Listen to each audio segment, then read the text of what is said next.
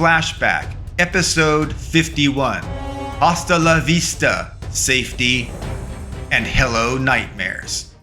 We had just ascended the stairwell from the underground bunker of our Riverdale safe house. We were lugging duffel bags and backpacks filled with armaments, money, and supplies.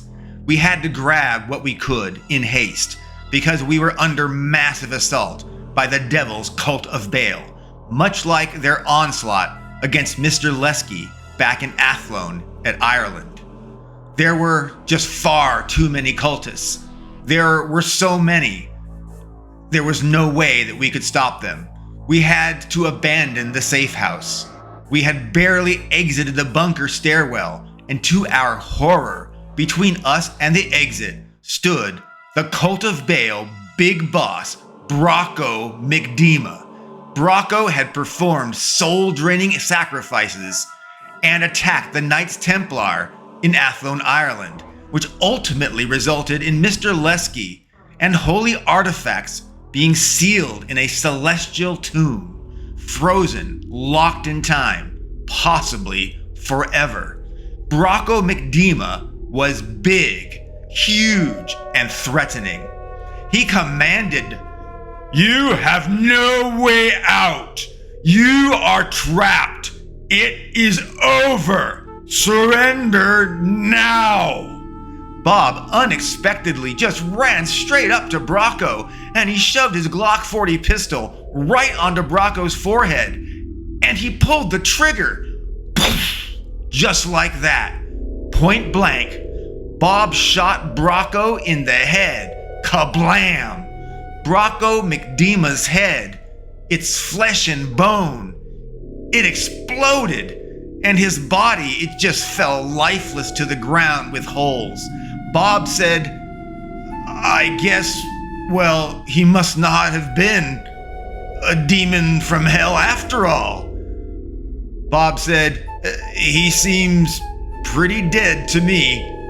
And Bob concluded, "All I am saying is, a dead Brocco seems to prove that Brocco is not a demon." And so, stepping over Brocco's dead remains, we fled the safe house and radioed to Sarah, "We're out. Okay, it's okay to blow the safe house. We're clear." And within a minute, the safe house exploded in an insane, incendiary, sky-filling, and engulfing fire boom. The safe house self-destruction seemed to be, well, significant overkill in the amount of explosives that must have been used to blow it up.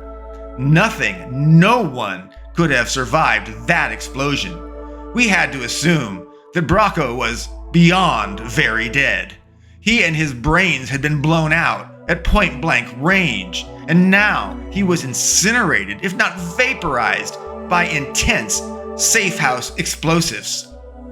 Well, let's just declare Brocco McDema had to be dead. But out of the fiery ruin, with embers flying in the air and smoke suffocating everything and all within, out of the devastation emerged a demonic Brocco McDema. He was immensely muscular and terrifying, and he had horns. They protruded from his head. His flesh, it was pocked and full of pustules that oozed and dripped pus and goo, and fire danced across his bristle-laden red skin. Brocco McDema was utterly terrifying. Brocco McDema was a demon. I decided now was not the time to try out the flaming dagger. I thought we were not ready to take on a demon of such magnitude, and definitely not head on. And so, we fled, we ran.